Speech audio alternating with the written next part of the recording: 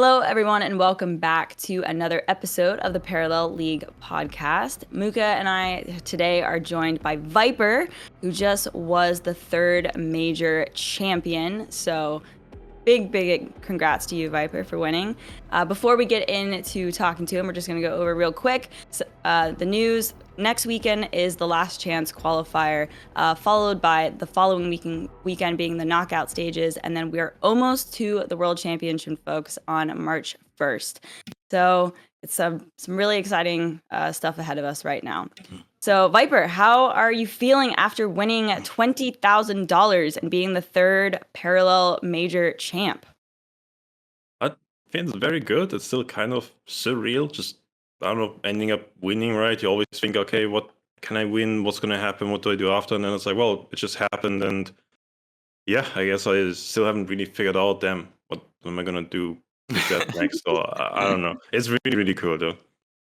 I think that's okay. You don't always need to know where you're going next. I think you can just relish in the win for a few days and then get your game plan. But I want to discuss a little bit just the background of your life a little bit with card games. Like, can you give us a brief synopsis of like when you started playing card games and maybe a little bit of your history with Hearthstone, because I know you came from Hearthstone, and then maybe, you know, how you found Parallel and just walk us through that journey a little bit. That journey starts, I think, before I could even read. Right? There's all these like cartoons and animes and on TV. A lot of them about games that eventually, or like animes that have games and have card games like Yu-Gi-Oh or Pokemon and similar.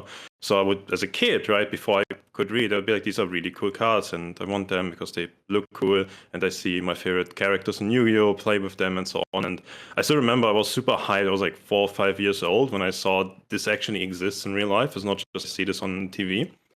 And then I got into the Yu-Gi-Oh! Mainly I've tried almost every card game, like TCG that exists. Right? I've played some World of Warcraft, some Magic, some Duel Masters, Pokemon, obviously, and like whatever was like currently coming up, especially my like middle school, high school years, basically.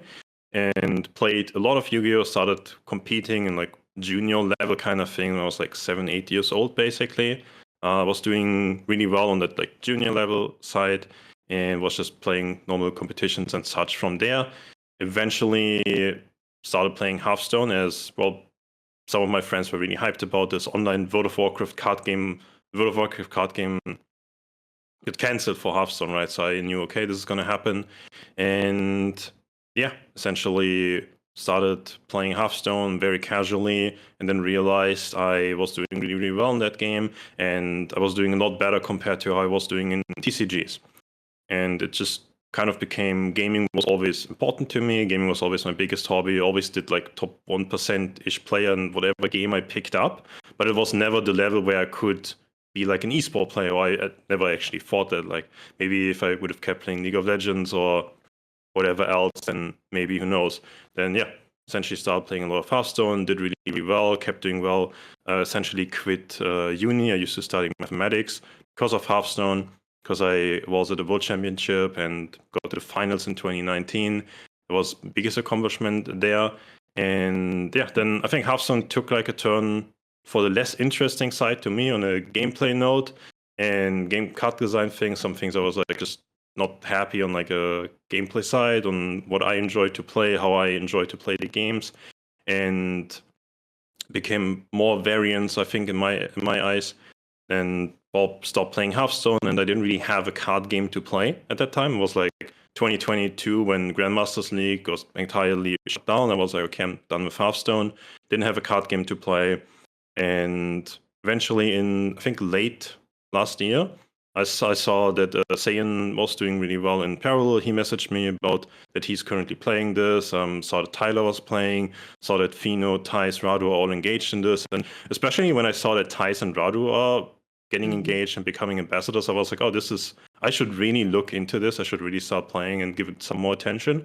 And that's when I just started playing, I think like around April last year. Then I kind of played a little bit, dipped out a little bit, and then when the esport league and month started, I was taking it a bit more serious on just getting points to make it to Worlds. And I think the last like 1 or 2 months, the last two majors, I actually tried to do really, really well and prep for those tournaments. That's crazy. You've been competing in like TCGs from such a young age. I almost it must be second nature for you now, right? With just going into a tournament and just not having as much nerves and all that stuff. Like when you go through these, does it feel like home? I guess like so normal for you because you're used to the competition. I mean, it definitely became more normal over time, but there's a really big difference between playing this like IRL, like regional or state or national, whatever, like level Hmm. tournament, where you play for, I don't know, some like booster pack prizes or like a prize card or something. And then you're in, I don't know, Blizzard Arena, Los Angeles, or in Taiwan, it was, you're like in these stadiums and you're playing for massive amounts of money and you have tens of thousands of people watching live streams. Like there's really big difference to that. And at some point during Hearthstone, it became very okay to me. But at the beginning, I was definitely like struggling with what Yeah. it's like really. It's like I said, it's really crazy if you imagine what if you just win the next 5 matches, because then all of a sudden you're world champion or some other crazy That's accomplishment. crazy. Yeah. I wonder you were mentioning in parallel that towards more recently within the last couple months you really kicked it into high gear to compete and stuff like that. Was there a particular moment that set it off for you or did you maybe notice that you were just at the cutoff and wanted to push through? Yeah, I think there was definitely a moment. It was me going to Manila to the YGG Summit and hanging out with everybody, being super welcomed by the entire community, all the Peril devs who were there, very nice, welcoming people, super, super wholesome atmosphere, hanging out with everybody, having fun. And that really gave me this feeling of like, yeah, that is what I loved about Hearthstone. That's what I loved about TCGs as well. That it's not just a game that I play to compete and a game that I play to maybe win something in, but it's a community that I like to be part of, and there's a bunch of people who I can see as my equals, my friends, hang out with, talk to, have fun with, and that is the most important thing to me. Uh, yeah, that is way more important than the whole let's play this tournament with big prize money thing or whatever. Yeah. No, I really think you're like the perfect example of, a pro player coming into this scene, doing incredibly well, getting super rooted in the community. And so, yeah, do you have a quick message for maybe another like Hearthstone pro that hasn't quite jumped in yet to Parallel? Like it's just a message that you want to communicate maybe to some other players. Talk a little bit there. Uh, and I think if you are some of these like old school Hearthstone players or old school TCG players where you do feel like you have a lot of agency in the game and it's not just about drawing this one super powerful card, which I think Hearthstone has turned into to a great extent. Like either you Mm. draw the super powerful card or you just play some, like in my opinion, like boring back and forth game where you both just spend all your mana every turn and such. I think Peril is very different because my realization when it comes to strategy games nowadays, especially looking at games like Teamfight Tactics as well, is that the more small micro decisions there are where people can make mistakes, that is Mhm. the most interesting part in the game. And I think the whole mana system change to banking, where every turn you have to decide which card do you just send away that's probably you can't access for the rest of the game, makes every game that you play somewhat different. It's not you just play the same matchup, you play the same cards. No, you have access to different cards outside of drawing.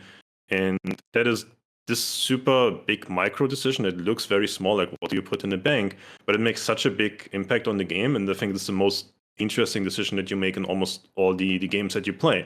I think just playing a game like Hearthstone or many of the other mana-based TCGs where I just have the cards in my hand, I decide what do I play.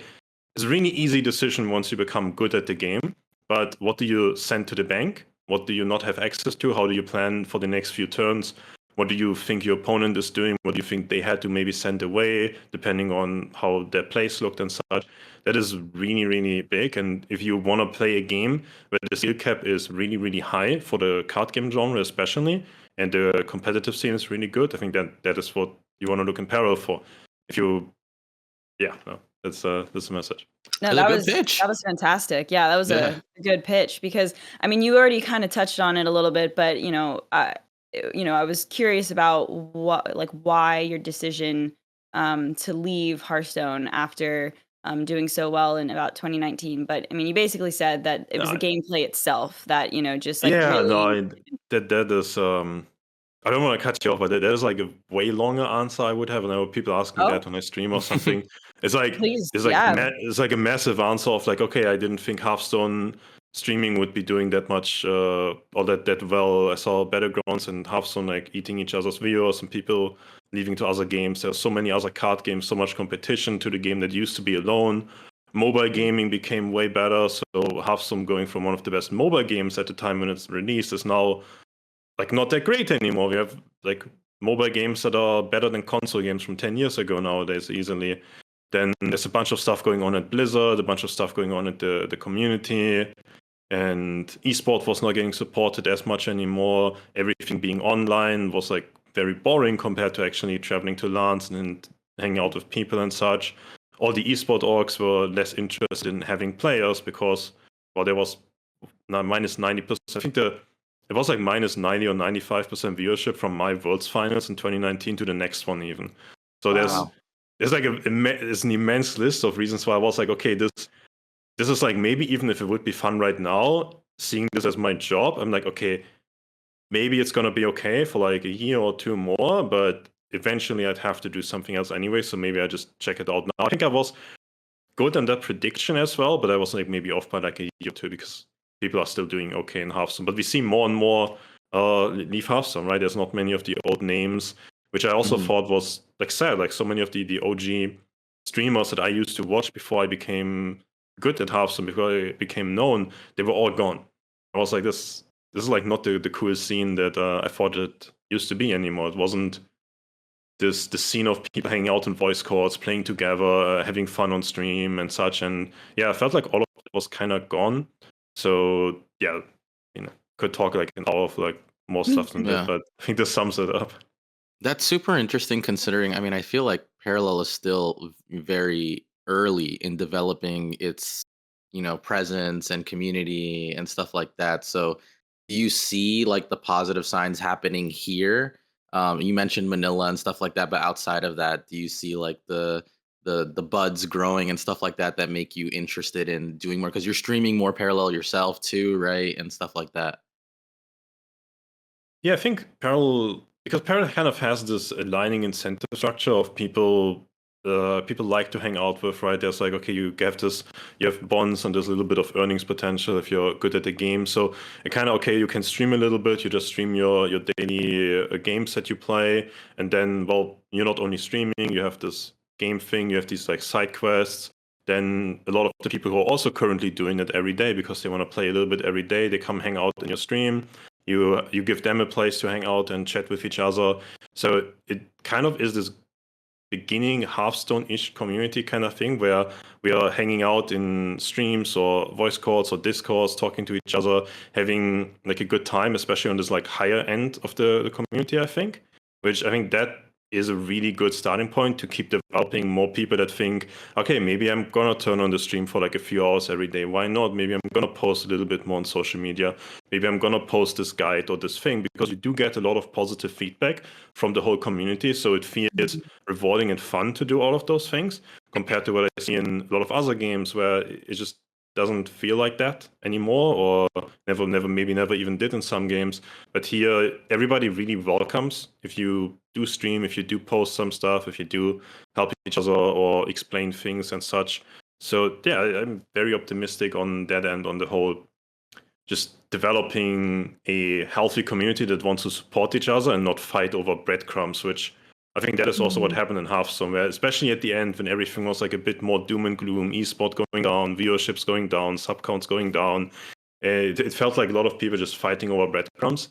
And I think in parallel, people just want to make the pie bigger for everybody right now. Hmm. Okay. I think that's very Yeah. fair. It's there's definitely like the community is still small, and because of that it's a close-knit feeling to it, and hopefully I really believe that we can keep that as the game continues to grow for sure. But I definitely agree with you because I, myself was in, the Hearthstone community, and I feel like, yes, it did get a little bit more territorial and things like that as time went on. And currently, as it stands with Parallel, it's very much like a rising tide floats all boats. Like, if the game succeed, we all succeed, that type of mentality. So I am curious, like, just before we sort of move into the conversation about this tournament specifically, just to touch on the Web3 element a little bit, were you, or have you just always been open-minded to it, or did you sort of have your walls up, learning that Parallel was, a Web3 game? I'm just curious from the perspective of maybe someone coming into it that wasn't like super crypto savvy, from the get-go. So I think my perspective is probably the easiest one to get into anything that is like Web3 or digital ownership, because like, first of all, I'm very open-minded to anything that I feel like, oh, this could be new, this could be a positive, and this is interesting. I'm not just going to say, oh, I don't know about this, I don't like this, and therefore I disregard every argument. But I mean, I come from playing TCG since I was 5-6 years old, so I know what owning my cards means. I know what trading cards means. I know what buying and selling cards means, because I used to do that as like side hustle in like middle and high school, which is be buying and selling cards, trading cards for profits, and so on all the time. So to me, seeing that, well, I can do this online in a game, which previously was not possible, or only with like a lot of caveats possible, where I don't know, maybe the gaming company just can rug you with some patch, or they can get hacked, or this or that. And so it's a bit like, yeah, you could mimic it, but there were always some hurdles, or it didn't work with their monetization model, because it is entirely different monetization model. TCG is not the same as Hearthstone, where you sell packs and somebody stops playing and their account is gone, right? At TCG, you kind of, well, somebody stops playing, they give their cards to somebody else, and then obviously you have to change that. So seeing that in parallel, I was like, okay, I have no problem with that. I've also like played other Web3 games before. I had invested in crypto and Web3 things before. So I was completely a trivial matter to me, basically, that it is Web3, it is online, there's NFTs involved. Like, sure, yeah, fine. I also think that the TCG player community is probably the easiest one to target, because like we grew up with trading cards and buying and selling cards on eBay or on specific better websites later down the line. So yeah, I don't know, it's just the digital version of something that exists in the physical world, which usually is a big upside. There's one, especially on this like buying and selling cards thing. Like anybody who was like doing that, the easy comparison on like the digital upside is when I would buy and sell cards, always have to trust the other person that the condition of the card is what they describe. I have to trust the other person that they actually send it to me, and they don't have to like hustle with the post office or anything like that. And there's like so many of these like trust steps involved. Or maybe even if you talk to somebody at an IRL event, maybe you don't know the current price of like all of these things and you're trading. So there's always a lot of like trust and knowledge things and so on involved that online kind of fall away, especially if we have better UI and UX and all those elements probably very soon with the price checking and trading and all of that. It's very nice compared to having to do this normal trading market kind of thing. Yeah. Well, thank you for sharing that perspective. I completely agree. I think it makes a ton of sense. So it's always a bit interesting when TCG players are quite resistant, because it really makes sense in this space here. So, all right, let's talk a little bit about the major though, and your thoughts going into it. And specifically, I'm curious about your decision to bring New Dawn, because I loved the deck list. I thought it was fantastic. The community, if you're not familiar, VIPER is a very good New Dawn player. So yeah, just walk us through your deck decisions a little bit, and specifically that one. Okay, I think this major was a more or less solved meta, in my opinion, because everybody plays Skippy, that's number one. Everybody bans Skippy, okay. Then everybody's going to play a Marco deck. I think Kathy makes the most sense. I think Lemmy can make sense as well. I don't know much about ADHQ, but seems okay. So everybody's going to play Marco deck. The Marco deck's probably going to get a win. And then you're left with Earthen, Organ, and Shroud, and you have to play 2 out of 3. So, well, Shroud is historically favored versus Earthen and Organ. So it's probably the deck to play as the parallel to play at that point. And then you're left with Earthen and Organ as like, what's the last to play out of those? Then you can kind of go through the decks. Okay, Earthen only has Nehemiah. Organ has, in theory, Arak, in theory, a Control Workshop. And you have the Hacker Uni Workshop deck. And it's like, okay, the Control deck, it probably beats Earthen, but it is diverse versus Shroud or New Dawn, especially because Neve isn't doing that well into Earthen and Organ anymore fundamentally. That's why it just goes back to New Dawn. It beats those 2 classes, those 2 parallels very consistently. And yeah, then the conclusion is like to keep it a bit shorter, I guess. It's like the Hacker deck beats the Control decks, it beats Earthen, and it's okay versus New Dawn. I don't think it's favored, but it's the best option that you have. And then this is like the soft lineup, in my opinion. And I thought, well, everybody should at least come to the conclusion that it's Skippy, Marco, and Shroud. And then, like, the last one, I was like, okay, maybe somebody has personal preferences or doesn't want to play the Hacker deck, maybe because they don't like the Hacker RNG part or anything like that. But yeah, that was like my read on the tournaments. I was like, okay, it's just a no-brainer. You have to play New Dawn. It's just the best one to play after the obvious Skippy and Marco, basically. You played Uni during Swiss, though, right? Is that what you picked? That was the 3rd deck. Yeah. That was my first. I don't know. New Dawn might have been better, honestly. Interesting. Okay, so how'd you feel? I want to talk about Hacker.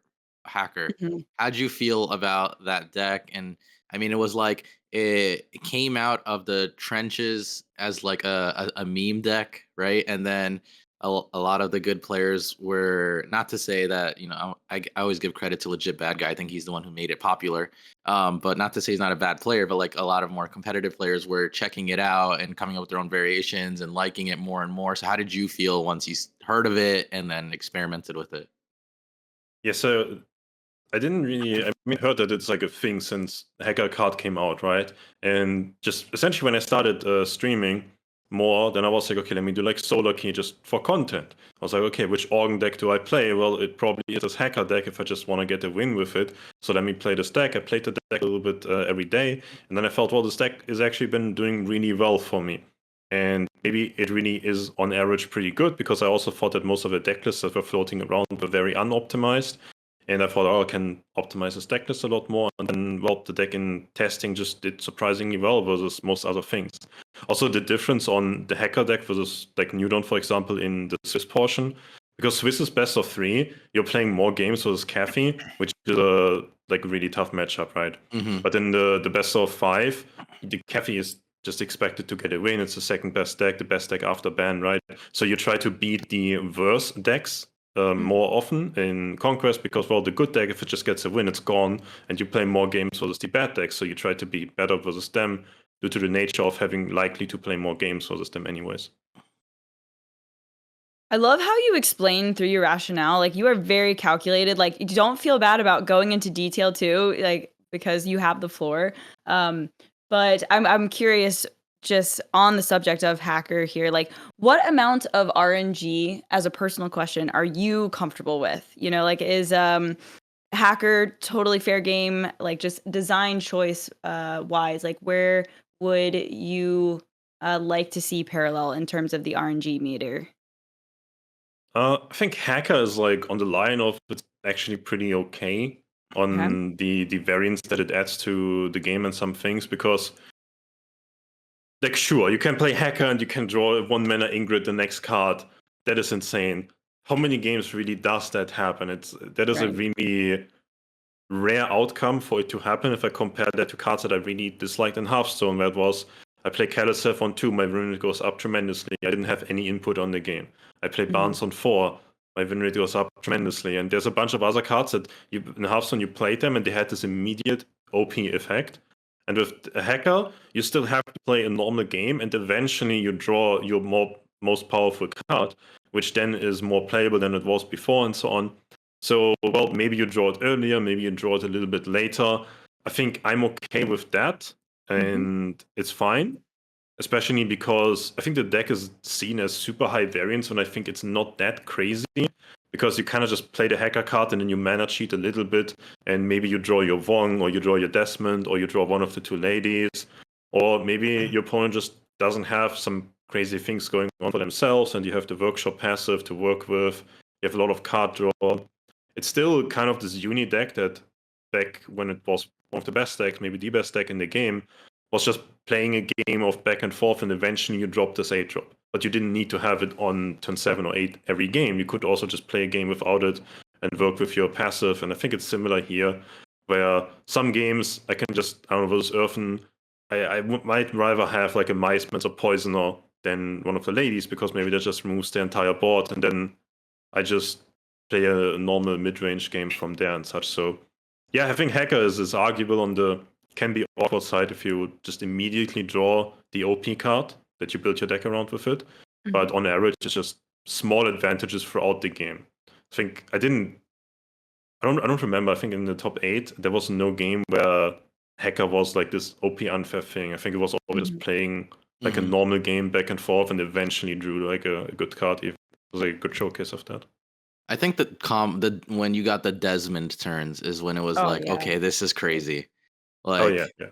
Desmond, like with Wong, like with I think we saw one turn with Desmond and Wong, and I was like, this is insane. Like, you just throwing it all on the board for free.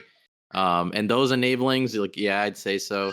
Hacker, yeah, I don't know. It's so tough. I think I tend to agree with you. That it is a good one to play. Like, it's like on the line of fair, but it does. I don't know. Like, the way it pools probably is what makes it fair to me. Like, if it was like the 1-to-1, like we talked about it as casters while casting this tournament, that like, oh, if you drew an 8-cost gunslinger, does that mean your Ingrid is 1 or something like that, like an 8-cost unit? Then I'd probably be like more of like, I don't like this. But because it jumbles it all up and like distributes it, I don't know. Something about that makes it feel a bit more fair, that you can't like map out entirely what you get. Like, it is more of a pseudo RNG element. You don't see a card and being like, okay, now I know this costs 1, so I can continue playing or whatever. Yeah, I mean, variance in RNG makes games interesting and fun, but you have to toe the line of it getting too ridiculous. So I completely agree with that. Would we say that the Hacker was the MVP of the tournament, or would you pick another card? Ooh, that's a difficult question. I don't know what card was the MVP of the tournament. I think New Dawn was like the MVP deck call for sure. Okay. I think that deck did incredibly well. Yeah, I would almost just say that. Like in Swiss, Hacker was really, really insane. I think that was very good call there. I guess in Swiss maybe it's Hacker. Then I guess New Dawn, maybe Adira. I don't know. Okay. I had Adira on board for some turns. That was cool. Yeah. I think another take on the RNG and variance thing and so on is, I also feel like there's always what is the word? As long as players have enough agency in like any of these like games that have a lot of variance, I think it's totally fine. And I think in this hacker deck, for example, you have a pretty high amount of agency with the decisions that you have to make while playing the game. The same in a lot of other decks in a card game. I think if you have agency and your decisions matter, that is the most important thing to me. It's not, is my deck like winning or losing based on some cards that I draw or this or that, because, well, that's RNG in a card game. It always exists.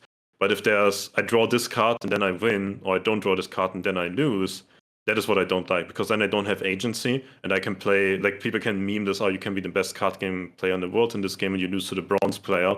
I'm like, yeah, if the game has like the OP card and they just need to draw it and play it, then they will win. But realistically speaking, there's so many small decisions that you have to make in most of these games that the bronze player is going to mess up at some point, and then it makes a difference. And that's what's like super relevant. That makes a lot of sense. Okay, wait, Viper, I need to change gears. I need you to convince me why New Dawn is so much better than Neve as a pick, because I'm not sold yet. I just think my take is that people have just been bringing an incorrect version of Neve that is like super reliant on, not to say like, I mean, Neve is reliant on effects, but so much so that they're playing like ratios of like too many triumphs of the lost, where like you ran 1, some people were still running like 2 or 3. Like people were running a lot of these, not running a lot of like removal. Like you chose to run like Dark Repose, Triple Honor Steward, Triple Erasure, right? Like I don't think we even saw a Neve list throughout this whole tournament like that. So I just like how much to you does the New Dawn Paragon give you an edge versus bringing like a Neve with like a more tighter list for like the matchups that you want to target better, that I think you did successfully with the list that you brought? So, I mean, the difference in Paragons is, well, it's not only the New Dawn Paragon, you can also play Demo, which is a pretty big deal if you play versus Organ, especially. It's not that much versus Earthen, but versus Organ, incredibly vital card to consistently beat the Hacker deck, especially, because the Hacker deck doesn't really have counterplay to Demo. It's not this infinite value deck that played all these units and just could refill the board, play like a gun barge, play triple poison, or just remove everything you play. Nowadays, it is very oriented on having 1-2 tempo swing turns, and then you play like some shitty cards afterwards, realistically. Like the deck is very card oriented, very low on value, very low on actually things that you do, and you have Eclipse Fate to remove Drone Printer, so you cannot get outgrinded by that anyways. So it's a really big difference versus Organ, versus a Control Organ as well. Demo, incredibly good card to remove Sesame or Tetsu, just like stuff that they do. And then versus Earthen, the issue with Earthen is Earthen can also play cards like a Fast Rage, and they tend to push a lot of damage, and they just get more ahead on board in a sense. They have the capabilities of that with new cards like Terra Glider, and they have a little bit better card draw with Rummaging, and they have more sticky units. So it's harder for Neve to play this game where you want to remove everything, because you probably can't, and they will connect some damage. And then you probably have to Dominion, you take more damage, and you always get into these scary positions where you can die to Gafar's Rage, you can die to Formidable, you can die to them making another white board, and it just becomes a bit awkward because Neve is worse at protecting your own health total. And it's like you said, like a lot of the spells are not that good anymore. Triumph of the Lost, I think it's basically a card for the mirror. It's not really good in any other matchup specifically anymore. You kind of do need Triumph of the Lost for your Neve to be good, because most of the spells are not that strong. Engine Whisperer got also nerfed, which is, I think, a pretty big deal for that.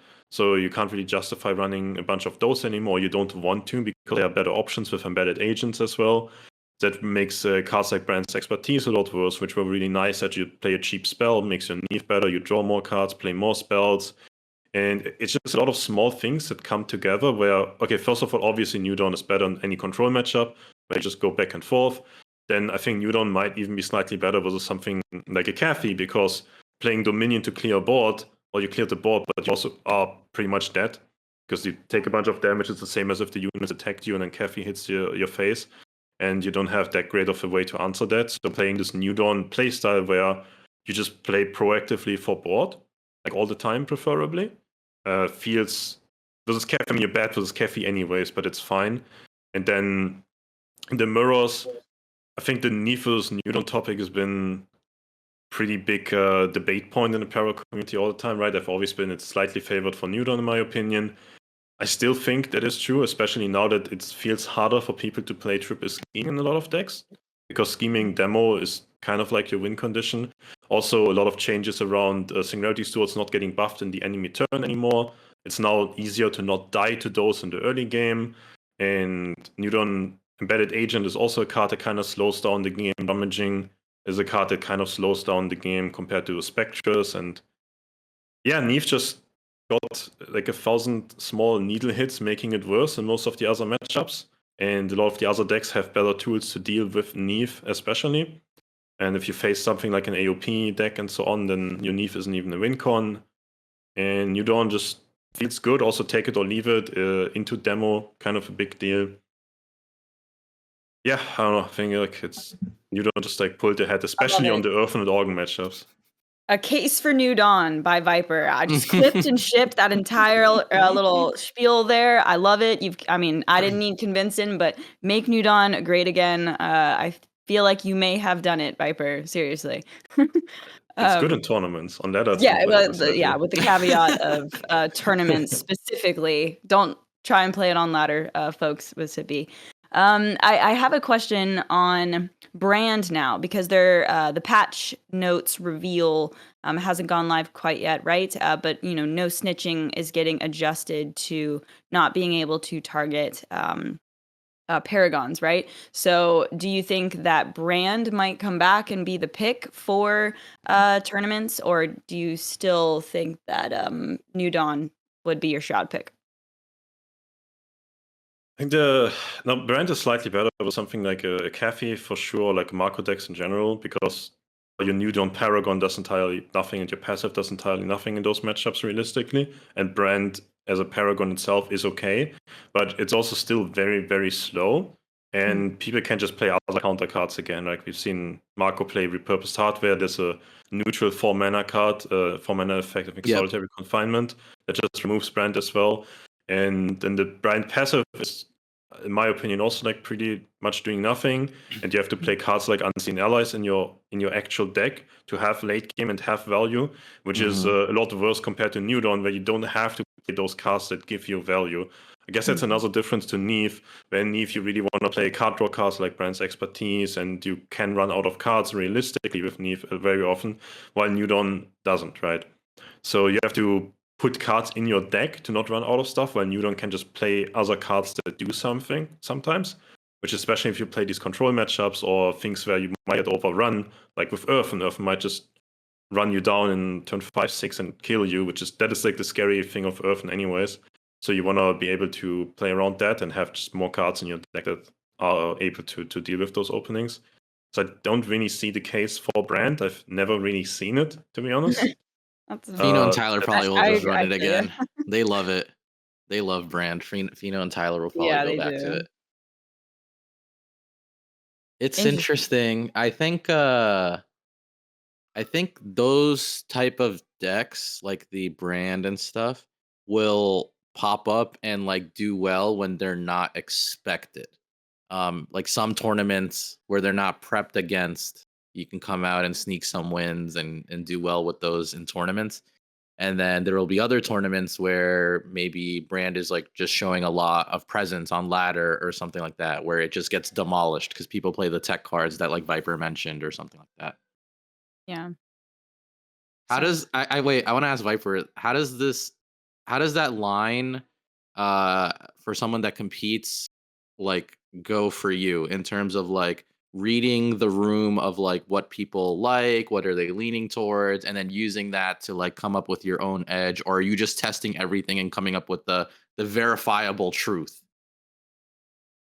It depends on the tournament and the format and who's like playing and such, right? Like a major Swiss, for example, it's 128 people by points, right? It's a way lower skill level tournament and a way higher like personal preference, personal experience. Not everybody in those 128 people is gonna have a prep group and gonna try hard a lot of hours into getting like the best lineup possible. A lot of them just like sign up and what happens, which makes sense, right? It's like more similar how it's not like an Open Cup in Hearthstone, but it's more like a Master Tour in Hearthstone, where that's different to like the top 8. That's more similar to playing like a Grandmaster League week or something, where, well, it's a very small amount of people and you know them and you know most of them play really, really well. And they put a lot of effort and thoughts into this because there's a lot to gain of this. Every single win is like prize money attached to it and so on.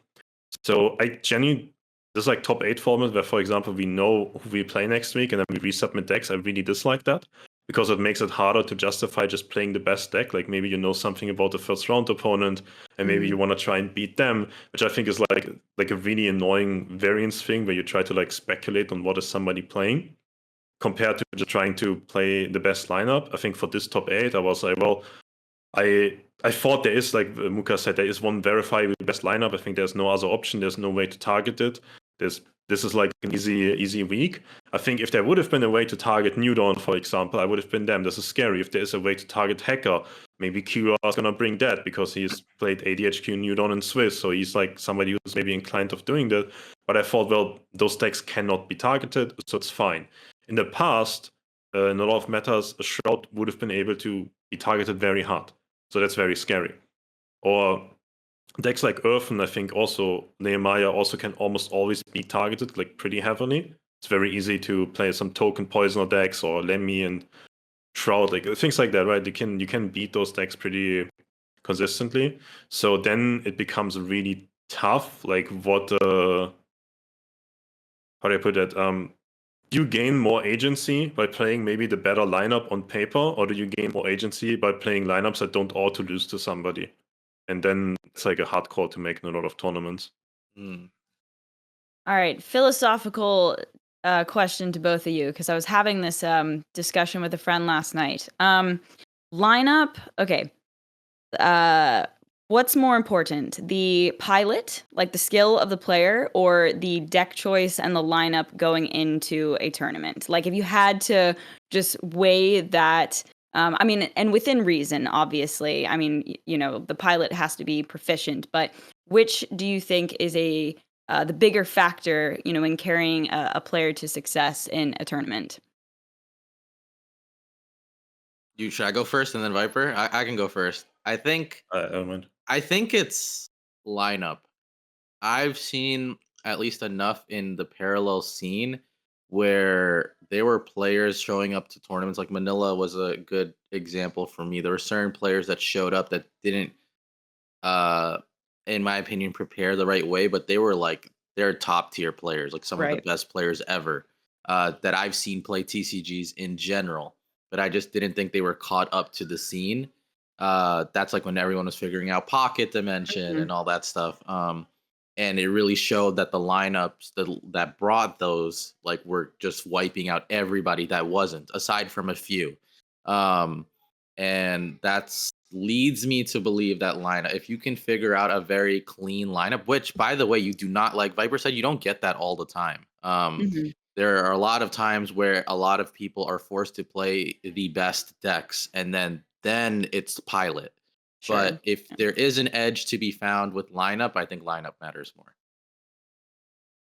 Yeah, I agree as well. I think lineup matters. Depending on like the current meta and then the game we are talking about and such. I think lineup and like deck choice, tech card choices, and that has an insane impact on how well you're gonna do. Obviously, you still have to, within reason, know how to Yeah. use all of those things and utilize them. But if I, for example, would be asked, well, do you want to prep 100 games on this deck that you're really good at, but it's not great for the tournament, or should I give you something new that you've played 0 games, but this is the best call for the tournament? I would take the new deck every time and have 0 games played. I would still be happy playing it first time in a tournament or something like that. I think it just gives you a way bigger edge in almost every card game that I've played. Just having the better deck is such a big difference. I've noticed the some of the best successes that I've seen within like the exile camp or something is like a deck brought up like a day or two before sometimes. Yeah. And it's like, and like no one like it really knows, and or it's like a last minute decision with like tech choices and stuff. Like when Manos won his major, there was like literally call like 2 a.m. like 1 a.m. right before the tournament, and it's like we're not running Terra, and I'm sitting there and I'm like, all right, let's do it, no Terra. And it's like I'm running 2 Singularity Stewards, and it was like, and like we're running Stabilized Shard and Earth, and like there was just so many like niche cases where it was like you're just sitting there. It happened to me when I used to play Yu-Gi-Oh too competitively. You'd sit there and like the day before we're like we're running this deck instead, and you're like okay fine, and you just end up doing way better. So yeah, I think that proves to the case even more that like a better setup will take you further more often than not, as long as like there's a certain level of skill required. But yeah. And those 1 or 2 a.m. Pre-tournament decisions, those are cozy moments. But that also kind of sets up the next question for Viper here. Like, when you gave your winners interview, you thanked a lot of people. There were a lot of names that you were firing off. They were like, keep going.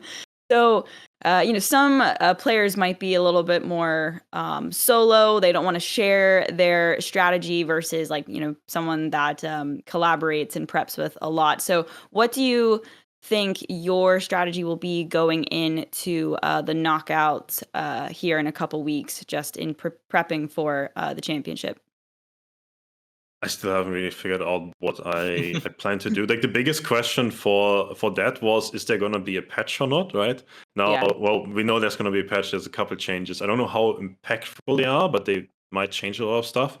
So that gives obviously reason and room to go and prep with people to go and figure stuff out. But yeah, this is an interesting one because it's like only 32 players. Like how many people do you want to prep and share ideas with? I think we are split into 8 people groups. Like when do we know those groups? Do we know if we are like in the same group with our like prep buddies or not? So that's an interesting one. I haven't really figured that out yet. And I guess, for example, Hearthstone, I would usually prep with very few people. Like, and at the end of me being like Hearthstone, like 2020 onwards almost, I would just be like, okay, it's just more efficient if I play versus myself, and I would sit here with my tablet on like the desk and PC and just play games versus myself with decks that I wanted Oh, to test wow. and prep. And I felt that was Wow. by far the most efficient thing to do because I see both sides of the matchup and I just get double the practice in compared to playing with That's somebody big else. brain. That's so I've cool. Yeah, I mean, never it heard became. of someone doing that before. Like, No. Mookah, have you? I think didn't No. Hunter is also do that. I think Hunter is said I, he was just prepping by himself I'm Wow. gonna as steal well. that strategy as a coach. Just get players like just you go play yourself. I think it's like a bit Well, harder in parallel because I don't have like the tablet and everything yet, right? Or the like yeah. the share deck feature and stuff like that. But yeah, I think that was like really efficient, especially when I just want to test some new decks or combo decks or whatever, which I tended to play, right? And also Hearthstone at the time was like what Grandmaster League, so it's like 16-player league. You eventually play versus like if you want to prep with like 3 people, probably almost every week you're gonna play versus one of them. It's like maybe Yeah. gonna be Sure. awkward. So I thought that is just like figure those things out by myself. Also, there's like a lot of stats available online, right? So you could just figure out a lot of things from there. And yeah, I don't know. I thought I was always really good when it came to deck building, and I was like, well, I just can test my decks out versus myself, and I'm not bound to somebody else being online and playing with me, or I don't share every crazy idea either. Maybe the crazy idea is going to come up in 6 months again, and then it's going to work this time and stuff like that. So yeah, that's why I ended up there. I don't know, in parallel right now, that is, I think, a lot harder to do because there's a lot of knowledge interactions and things that you have. And even I was going through my top 8 games today on stream, and for example, Garben told me that Pathfinder can attack into a formidable defense at 2 health, and it lives and it gets buffed. Supposedly, I didn't test it out myself, but I didn't know that. I thought it just dies and it doesn't do damage, it doesn't trigger the effect, but like it works. And that, for example, is like a small mistake that I made because I didn't know that. And it's the same with Kintsugi attacking Desmond, and Desmond being different to the Earthen 5 mana card that also gives Defender to units when they get attacked. And there's so many of these small like knowledge things that you kind of have to know by playing the game or probably talking to other people who might have played those matchups and seen those things happen. Even prepping for the top 8, I tested a bunch of those interactions with Bunny, where it came to, okay, what does Ingrid replay if I play Freydis and summon a unit? How does Cyberdead console work with Half or with cost swapped cards and like all those things? I was like, well, we don't really know until we test it out. So let's like figure out those things. So yeah, I think in parallel it helps you a lot to go and prep with a lot of people right now. For sure, it's different to how it was like in late stage Hearthstone because we had stat websites and everybody was more content oriented. Everything was like very public as well, and so on. And then parallel is still like a bit different because competing is better than creating content, realistically speaking. Like just keeping secret stuff to yourself and winning the next tournament is better than going on stream or making a social media post and sharing all of those things. Like even competitively speaking, it was like stupid by me to like go through my top 8 games and explain like everything that I did or thought, right? Like I helped my competitors a lot more than anything else by that. But I mean, I care more about Parallel as a game doing well and so on, but that is the incentives. Incentives are not necessarily aligned there compared to how it was like in like Hearthstone, right? That's interesting because traditionally speaking, for games like Hearthstone or I guess an MTGA, like it's been more valuable and lucrative to go the content route. And so until Parallel, gets a wider audience on YouTube and Twitch like that, it definitely makes sense that the competitive scene is the bigger value prop for sure, and sort of prioritizing that. And because of that, so, again, Parallel just announced $3 million for the Esports League over the next couple years. Is there anything that you want to vocalize that you want for the competitive scene versus not? Like, for example, Hearthstone, going the league route, a lot of people didn't like that. And so, over these next 2 years, sort of just like to the team and the community, what would you like to see or not see? Oh, that's a tough question. I personally liked the 2019 onwards, like the Grandmaster League plus Master Tour system. I thought it was good, but Okay. obviously, okay, I'm part of the Grandmaster League, so I'm biased, right? They could have used the prize money that they had put into that also into public tournaments, but I thought that the Master Tour circuit was better than the previous things that they had. And you also Okay. had some kind of end game that you could get into, which was better than, you qualify for Worlds and then you play like 50-50-ish matchups for immense sums, so like a really high variance on what your end game is, compared to, you get into that league and you probably don't drop out if you're a good player. So I was like, this made more sense for me on like a lower variance and better return side, like just prize money efforts thing. So I did like the whole Master Tour circuit thing. That was cool in Hearthstone. The Grandmaster League, yes, I can have mixed feelings on that for sure. And like the way to get to Worlds and so on, that was like really not great. Like having Worlds only accessible from the Grandmaster system probably would have been cooler if it would have been accessible from the Master Tour system. And then that league exists, and Blizzard wanted, I think, 2 times a year, 8 weeks of content to stream. I was like, yeah, okay. Like they get this via the system. It makes business sense for them. Therefore, they can justify spending the money, and more players can justify spending a lot of time in Hearthstone and maybe stream and do all those other things. So I think that was like a fundamentally good incentive thing, outside of that you couldn't get to Worlds outside if you're in that Grandmaster thing. So I think have a realistic path to Worlds. I think that is a big point that to take away from that long story, which I think currently we had this season. There's I think top 21 in points and top 8 last chance, and the 3 major winners, they all play in this 32 play event, and top 16 out of that make it to Worlds. I think that's good. I mean, it used to be top 8, right? I'm happy that they changed that to top 16.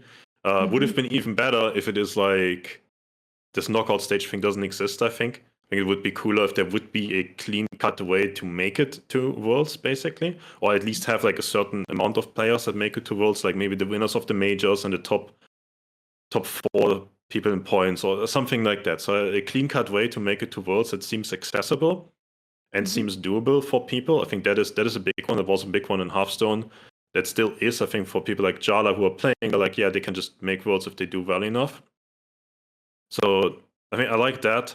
And in general, I'm kind of a fan of, I don't know if the system just gives me like big tournaments to play every month or so, which we have with the majors right now. That's really nice. I really like to play tournaments a whole lot more than ladder, because ladder has an infinite amount of exploitable things that people could be doing, which I think in parallel it's like really not happening. It's not like a lot of win trading or like whatever other shady things that people could be doing. I think a lot of that was happening in Hearthstone.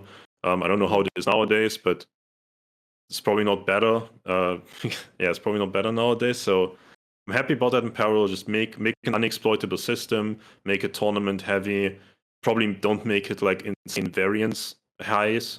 Just have more tournaments and have good ways, low variance ways for the best players to actually qualify for the biggest tournaments, and not just somebody spikes one tournament win, just gets lucky a few games in a row, and therefore get the biggest prize pool out of them all, basically. I think that's for me. I like to play tournaments, and I like to have tournaments and rules reduce the variance that exists and end up rewarding the better players more consistently. That's really good. Yeah, great answer. And also in-person tournaments, you mentioned vanilla, and Yeah, that was really yeah. like, I think that was a moment for so many people where like all of this really became real, and you felt the closeness within the community. So yeah, shout out to the team. More IRL tournaments, please. But if I can say one thing to that, I think the IRL events are super good and relevant for these games and communities, because all of a sudden you're not random name on the internet that you're maybe Mhm. talking with or playing against, and sometimes it is you genuinely see the real person, and you're like, yeah, this is a human being, this is a real person.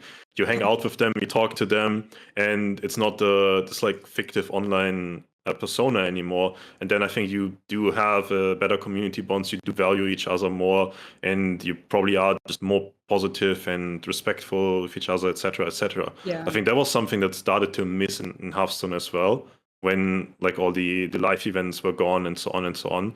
Because before that, I don't know, we would just hang out on some tournament almost every month, fly around the world, and yeah, I feel like that was a very, very positive like community building wise.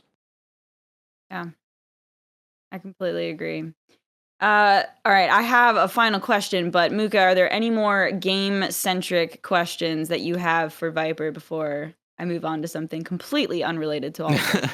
No, I think it was a pleasure to hear from you, Viper. I mean, I have the pleasure of getting to bother Viper now and again every once in a while. So it's always good to get some of that in public. I mean, you blew my mind with the self-testing thing. I That's know, crazy. right? But no, it's always a pleasure, and I think a lot of people got a lot of cool insights from this. And you may have swayed me on the New Dawn again. I think Viper is like the player that randomly sways me on New Dawn the most. When I'm usually a New Dawn hater, which is surprising because like my favorite Yu-Gi-Oh card is very similar to New Dawn. But yeah, Will, thank you for coming on, and yeah, I don't got anything else. It was cool. Yeah, well, and it wasn't just New Dawn, it was the entire your card choices. It was just like a really beautiful deck. So hats off to you. All right, final question. Top 3 animes of all time. Go. Oh no, I know. My He's personal gonna get list real was niche. Okay, no, oh, yeah, I for was you about to say it's like personally. my personal favorite Yeah, anime. So personal favorites. okay, That's where we're going with. that's tough. That's really tough. This is the one that stumbled him the most. The The biggest hardest question. question from the whole It is. It podcast. is. No, I guess like the first three things that come to my mind when I'm asked that question would be Overlord, Eminence and Shadow, and Frieren. Yeah, I don't know. That Okay. just came to my mind basically. I guess Yeah. that fits the answer then. Okay. Yeah. All Yeah. An right. oldie and newy, and I don't what the middle one. I forget how old that one is. I know Fearin I is think pretty that new. yeah, Frieren is like new. Eminence and Shadow is like 2020s as well, Okay. and Okay. Overlord is also like late 2010s to Yeah. Yeah. like current-ish, right? It's like all like relatively new. I mean, All I right. could have I been have on one. like Death Note, but Death Note season 2 just You destroyed it. didn't Yeah. like it, yeah. Halfway through, I mean, that's usually what gets everybody the halfway points for Death Note. Yeah. Okay, I have one more last question. How important was the waifu wall to your And the best. your motivation? Like, I felt like you looked the most prepared. You're like, I got my waifu army. I'm dressed for success. Like, gotta feel Dude, good funnily when enough, I spent like $1,000 in that game today again. Wait, you say that again? You spend Yeah, I spent like $1,000 in that game again today. Oh my gosh. No, I don't know. I think after Hearthstone, like one of the games that I enjoyed playing the most was Genshin Impact, right? Like most of the posters are from just like the meta characters from that game.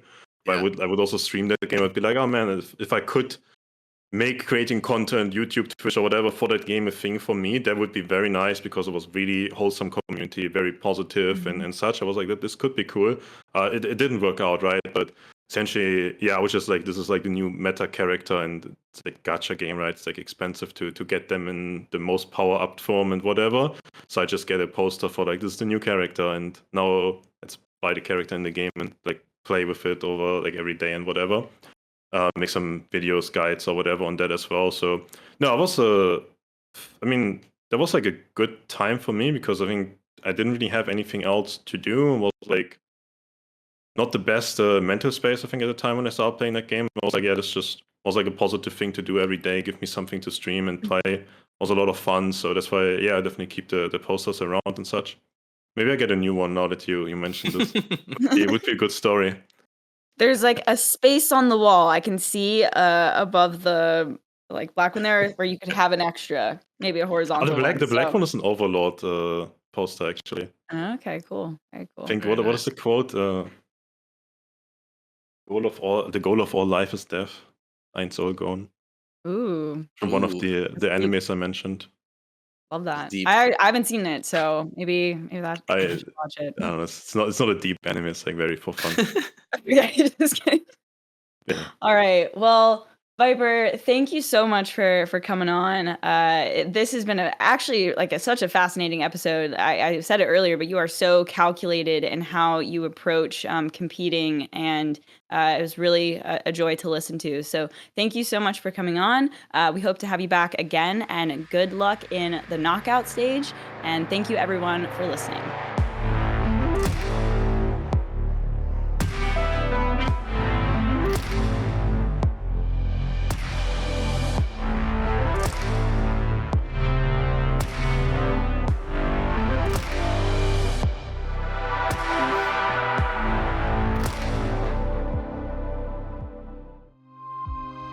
This was a 983 Media Productions podcast.